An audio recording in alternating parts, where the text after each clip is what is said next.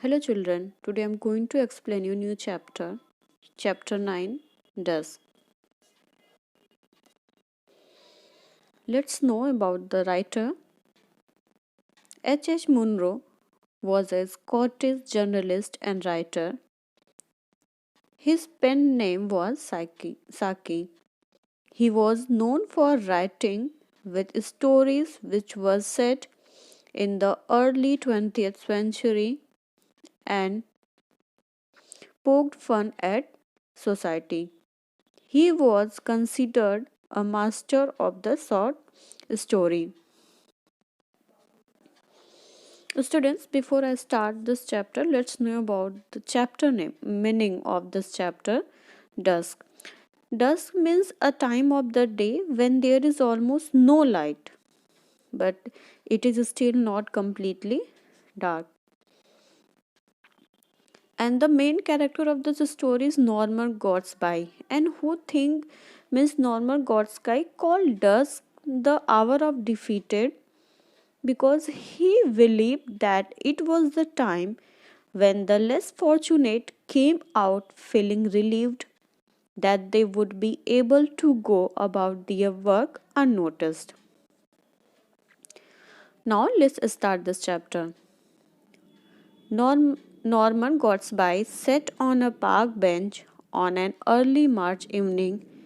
It was 30 minutes past 6 and dusk had fallen heavily. It was 6:30 in the evening, and Norma Godsby sat on a park bench on an early March evening.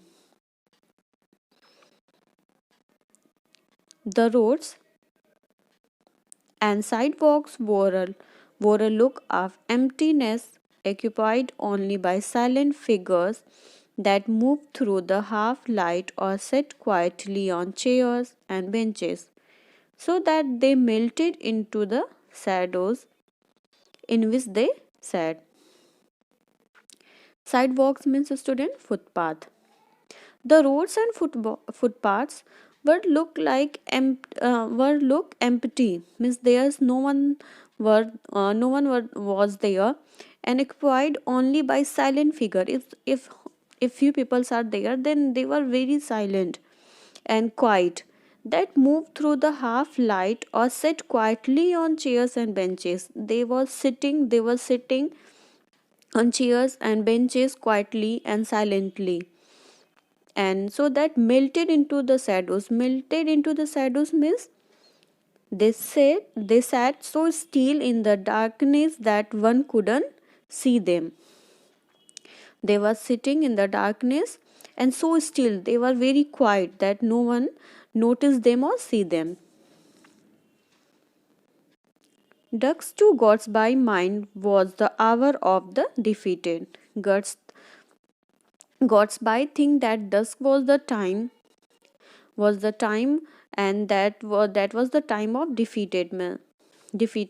The sympathized with them, men and women who fought and lost in life's battle, who came forth in the gloomy hour of dusk when their shabby clothes and unhappy eyes might pass unnoticed.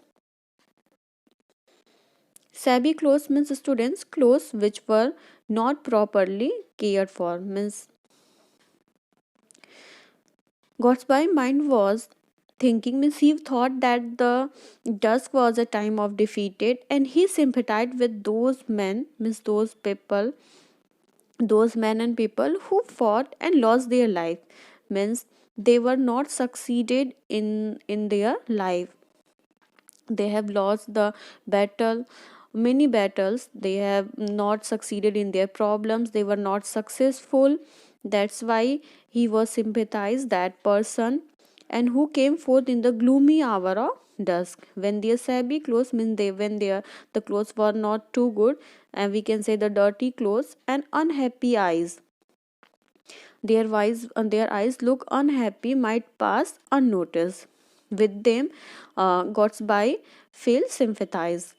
And just beyond, on the other side of where he sat, were rows of windows from which shone bright lights that cut through the darkness of the evening.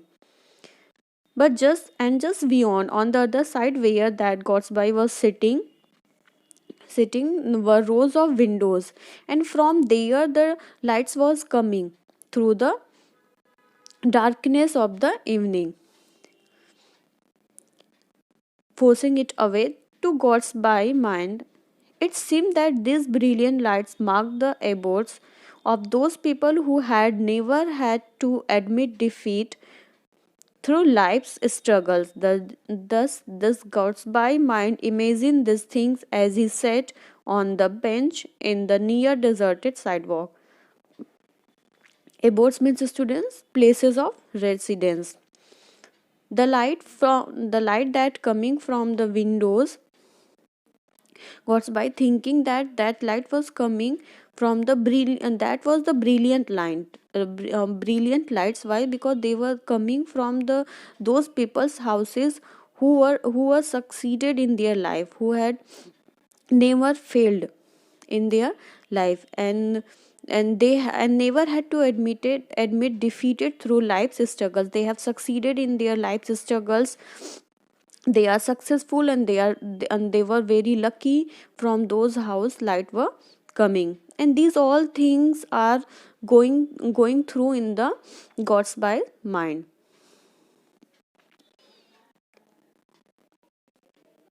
On the bench by his side sat an elderly gentleman with drooping shoulders, but there was a certain daring in his face. His clothes were not shabby, but one would not expect him to wear a carnation in his buttonhole. As he rose to go, Gatsby imagined him returning to a home circle where nobody cared for him. He got up and walked away. Students, drooping means bending and hanging down.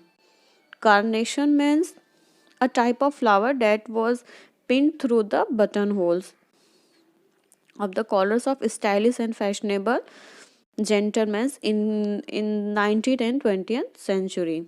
We can say a type of flower that are pinned through the buttonholes. And home circle means family and friends.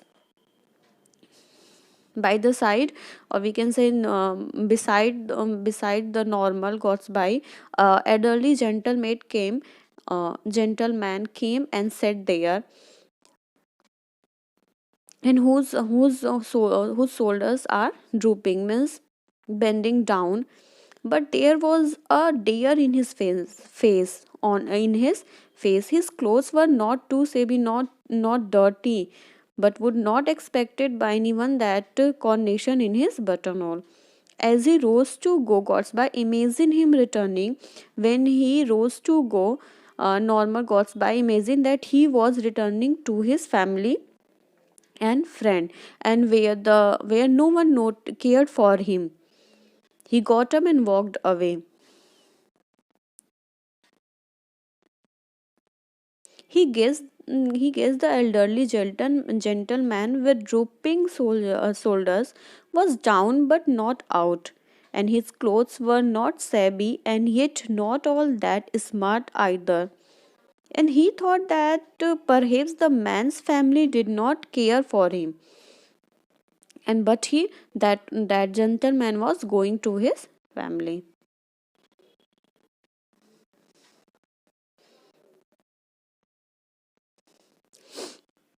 Student, he felt that the men and women who had failed in doing well in life came out to sit in the park during late evening, so that their shabby clothes and sad expression may not be noticed. And he thought that the and that man has sat by beside him was the person who has also failed in his life.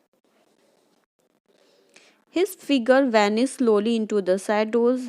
His place on the bench was soon taken by a young man, fairly well dressed, but with a sour look on his face. He uttered an angry grunt as he flung himself into his seat. A sour look means a disappointed and unpleasant expressions.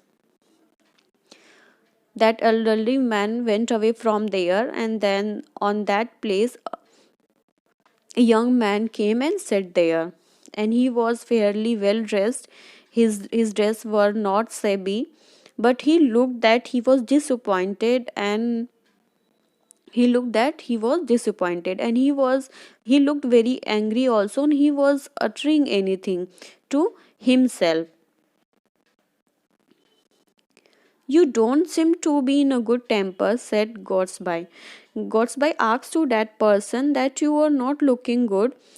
You are not looking in good temper. I think you are sad or you are in bad mood.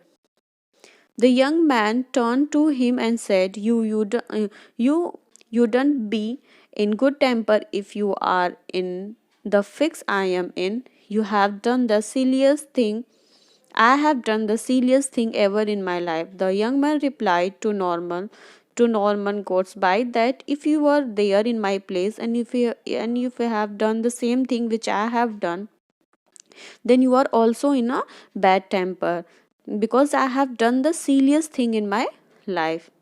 What have what have you done? Asked Gotsby. Gotsby asked to him what you have done. Came up to London this afternoon. I thought of staying at the Patagonian Hotel in Berkshire Square, said the young man.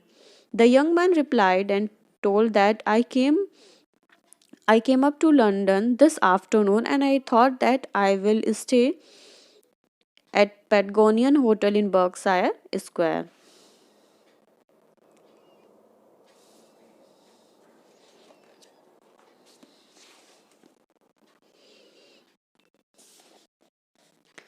When I got there, I found that it had been pulled down. In the place of the hotel, a cinema theater had come up. The taxi driver took me to the another hotel some way off where I could stay. At one, I at once sent a letter to my people giving them the address. Then I went out to buy some soap. I had forgotten to pack any, and I hate using hotel soap. Then I strolled up a bit, had a drink at a bar, and looked at the shops. Then the young man is saying that when I got there, then I found that the hotel was not there. It had been pulled down, and in the place of hotel there was a cinema theater. And the taxi driver took me to the another hotel, and where I could stay. I at once, and that the young man told that he sent a letter to his people giving them the address where he stayed, the address of the hotel.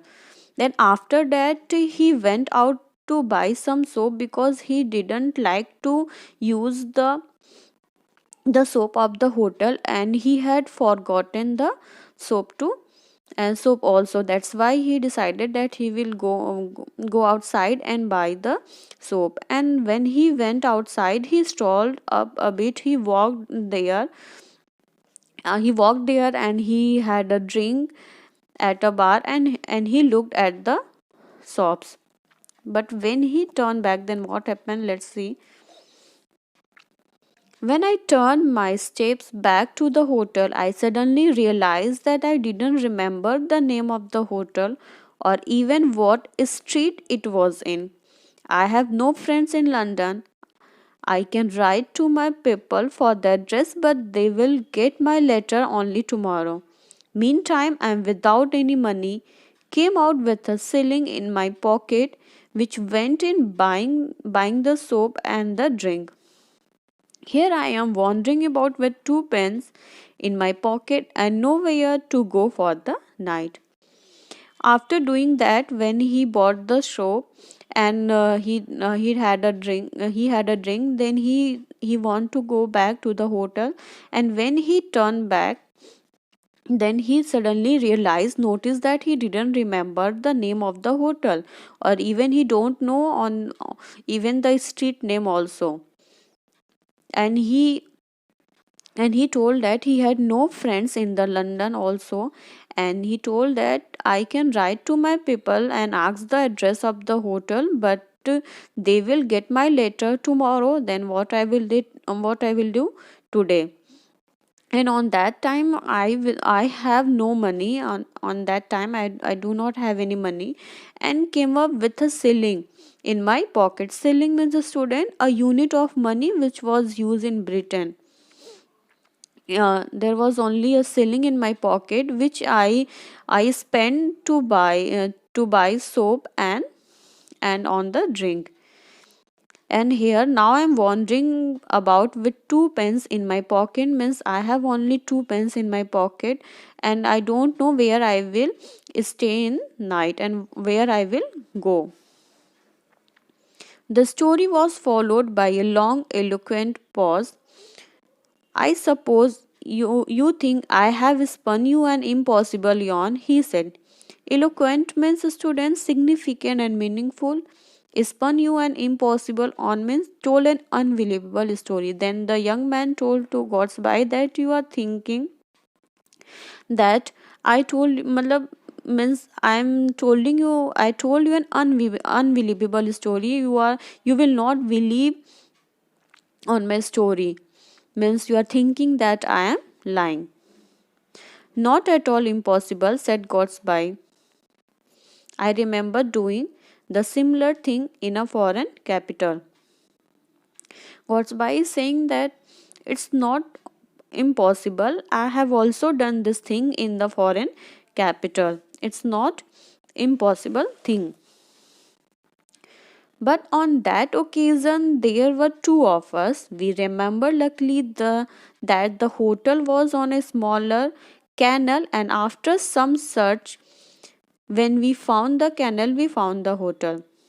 The told to the young man that it's not impossible thing. I have also does this thing in foreign capital, but we were two of but there were two of us, and I remembered we were remembered that the hotel was on a smaller canal, and we searched the canal, and when we found the canal, then we found the hotel also. Then the story which told me, it was not that it's impossible the things that happen with anyone else.